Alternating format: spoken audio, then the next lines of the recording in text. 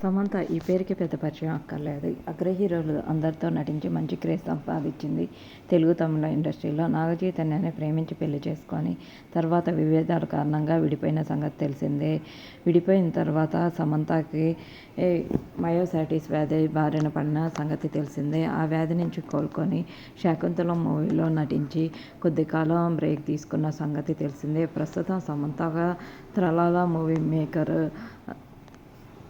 Start చేసింది. Start చేయటమే కాకుండా తన బ్యానర్పై మొదటి సినిమాకి సంబంధించిన లుక్ను కూడా విడుదల చేసింది. తన మొదటి సినిమాలో హీరోయిన్గా తనే నటిస్తున్నట్లు తెలియజేసింది.